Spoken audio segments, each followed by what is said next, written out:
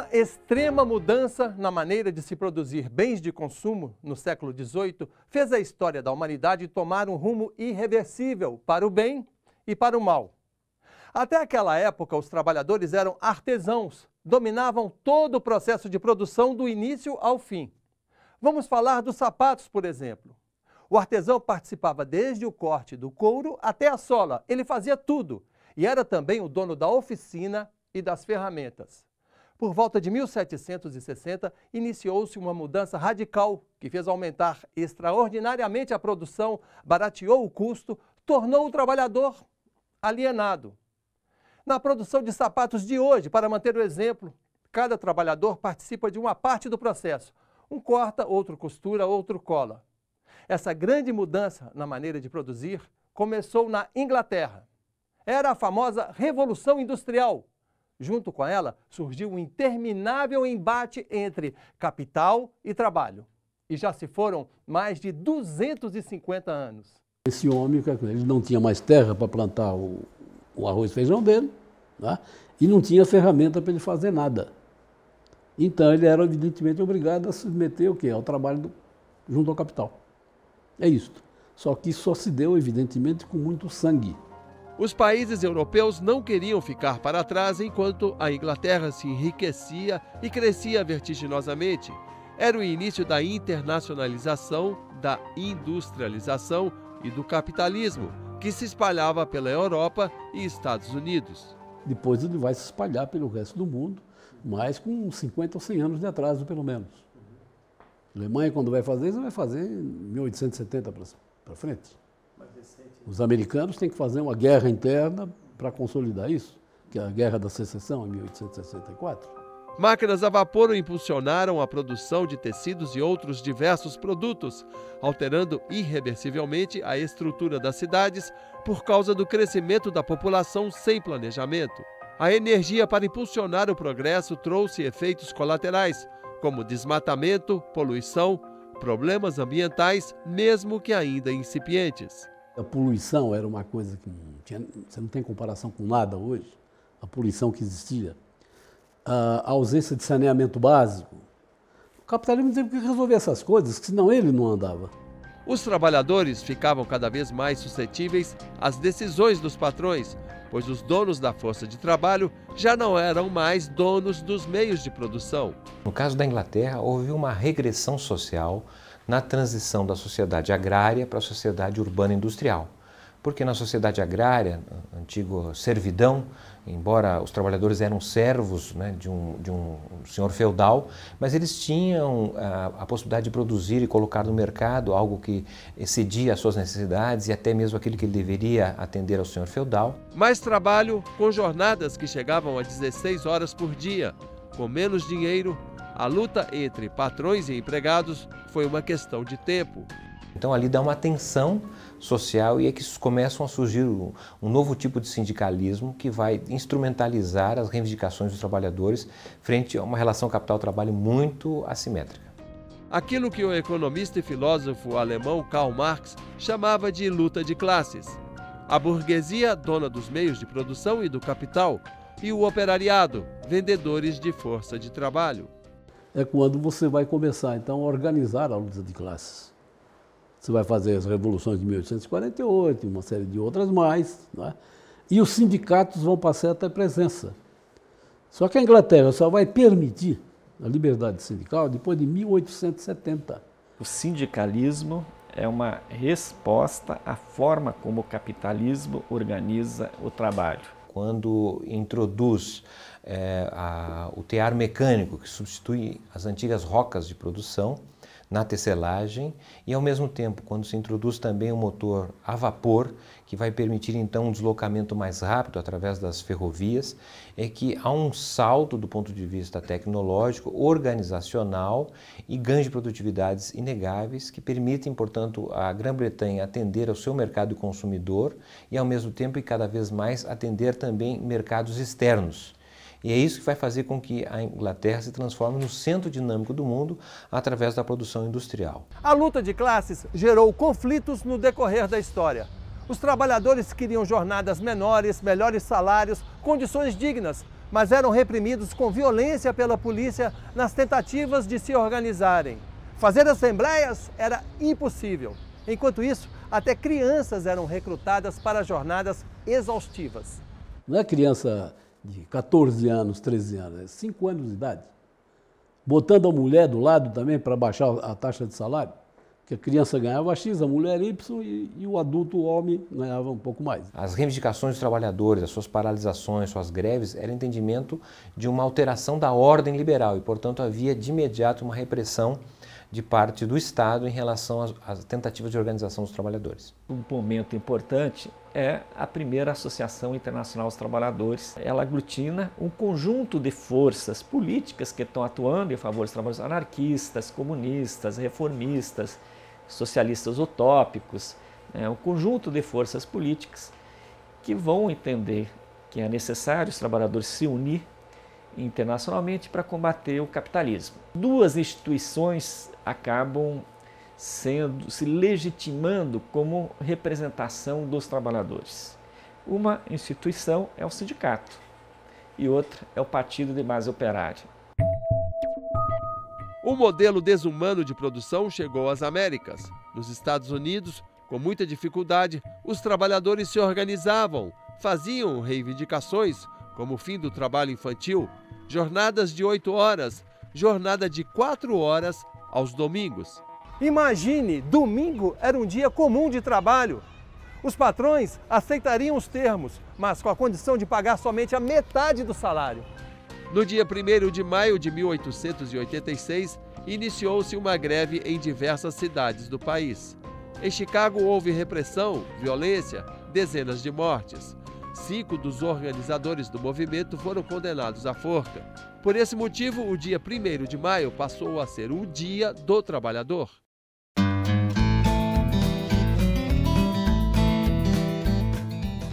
Você sabia? O Dia Mundial do Trabalhador, 1º de maio, foi instituído na França em 1889, 3 anos após o movimento que levou ao enforcamento de trabalhadores que lutavam por seus direitos em Chicago, nos Estados Unidos. Não há capitalismo que funcione bem eternamente.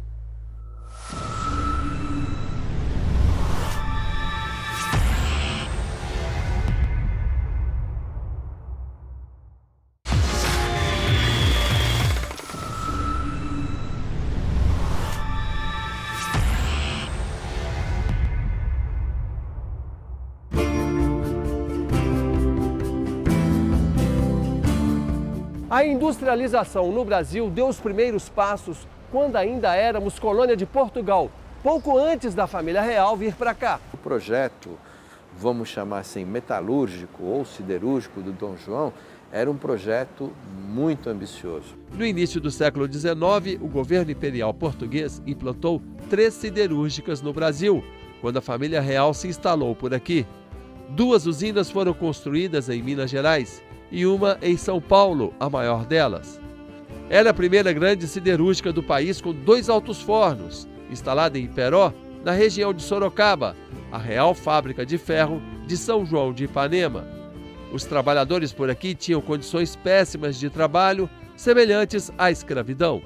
A vinda da família real abriu oportunidades que até então não se imaginavam, desde a abertura aos portos, por exemplo, a construção de um banco, como foi o Banco do Brasil, um mínimo de organização urbana na cidade do Rio de Janeiro, e ao mesmo tempo a preocupação com o mínimo de eficiência em termos econômicos para além da agricultura, que era o que o Brasil se envolvia naquele momento. Mas essas iniciativas são iniciativas muito limitadas porque o Brasil está assentado no trabalho escravo. Ali o alto forno era o sonho. Opa, agora nós vamos fazer, eles falavam assim, nós vamos fazer ferro em grande. Era o jeito que eles falavam naquela época de produzir em grande quantidade. Mas aí enfrentou essa questão da concorrência nesse primeiro momento. No decorrer do século XIX, a usina de Iperó foi desativada. A concorrência com os produtos ingleses na época praticamente acabou com o sonho de se produzir ferro e aço por aqui. A Inglaterra tinha interesse em vários tipos de produtos e vendê-los no Brasil, e o ferro também estava dentro dessa lista de material que era comprado na Inglaterra. No final do século XIX, os Estados Unidos já despontavam como o país com a indústria mais importante do mundo. Os americanos vão ter a peculiaridade deles. Os outros são grandes, eles são gigantes. Então os portos deles são gigantescos, as ferrovias são gigantescas, a armazenagem é gigantesca. E as fábricas deles são gigantescas. Ou seja, é um sistema industrial que deve ser distinguido de todos os demais do mundo. Uma prova dessa distinção dos Estados Unidos surgiu no início do século XX. Lá, a produção industrial passou por uma transformação drástica que gerou ainda mais riqueza, alienação e conflitos. A maneira de se produzir sofreu uma transformação irreversível que afeta fábricas de todo o mundo até hoje. Essa transformação teve início em 1908, quando o americano Henry Ford implantou na fábrica de automóveis em Detroit a linha de montagem. Os automóveis passaram a ser montados em esteiras que se moviam entre os trabalhadores. A produção atingiu números recordes. O mercado de automóveis trouxe riqueza, oportunidade de empregos. Muitas pessoas se mudaram do campo para trabalharem na indústria. Eram 15, 20, 30 mil trabalhadores trabalhando na mesma base industrial, que convivem dia a dia com aquela situação e vê a riqueza daquela indústria e vê ao mesmo tempo que boa parte da riqueza gerada não chega para ele. A jornada de trabalho na linha de montagem era exaustiva e a organização dos trabalhadores e os sindicatos eram proibidos. Aqueles que tentassem se mobilizar eram demitidos. Seguranças das fábricas ficavam de olho na conduta dos operários para coibir qualquer tentativa de se organizar. Não havia negociação, apenas exigências.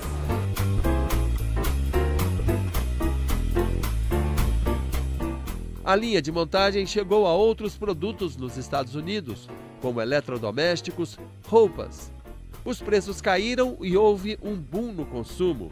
Em 1925, 20% dos americanos possuíam automóvel. Enquanto isso, os trabalhadores eram desencorajados a se organizarem diante do discurso que dizia: lá fora há milhares de pessoas querendo seu emprego. O crack de ignorância é um crack porque não há capitalismo que funcione bem eternamente. O capitalismo tem uma dinâmica que cria flutuações cíclicas. A crise de 1929, por causa da quebra da Bolsa de Nova York, causou 14 milhões de demissões nos Estados Unidos. As cidades onde havia indústria de automóveis continuavam prósperas. Muita gente se mudou para Detroit em busca de oportunidades. Por causa do aumento da oferta de mão de obra, os salários diminuíram e a jornada aumentou. 29 foi uma flutuação longa e profunda. Isso foi uma depressão. Quem ficou empregado foi perdendo o poder. Os trabalhadores passaram a ser vigiados com rigor. Até o tempo de permanência no banheiro era controlado. Hey! Quit stalling, get back to work. Go on. Os trabalhadores americanos começaram a organizar sindicatos com muita dificuldade. Em 1932, houve uma marcha até a Ford em Detroit. Os trabalhadores foram recebidos com violência. Manifestantes foram baleados. 4 morreram e ficaram conhecidos por mártires da Rua Miller. O episódio chamou a atenção da opinião pública sobre a classe operária.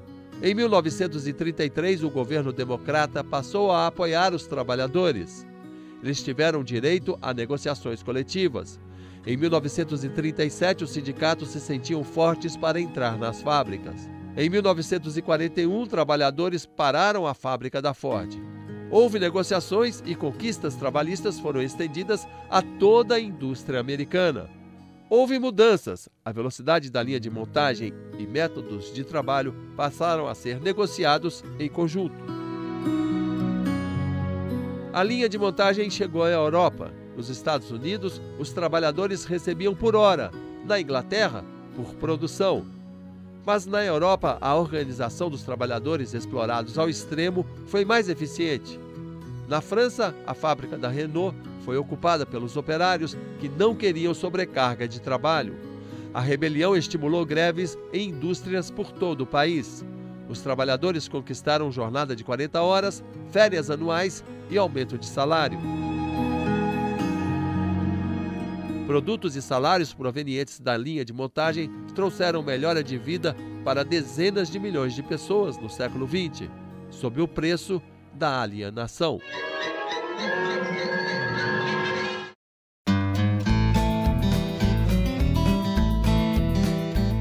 Você sabia? Apesar de o Dia Mundial do Trabalhador ser comemorado em 1º de maio por causa do movimento dos trabalhadores em Chicago, nos Estados Unidos, o Dia do Trabalhador americano é comemorado na primeira segunda-feira de setembro? Os líderes sindicais eram perseguidos, tinha lista negra, tinha demissão, tinha polícia, muita polícia em cima dos sindicatos, né?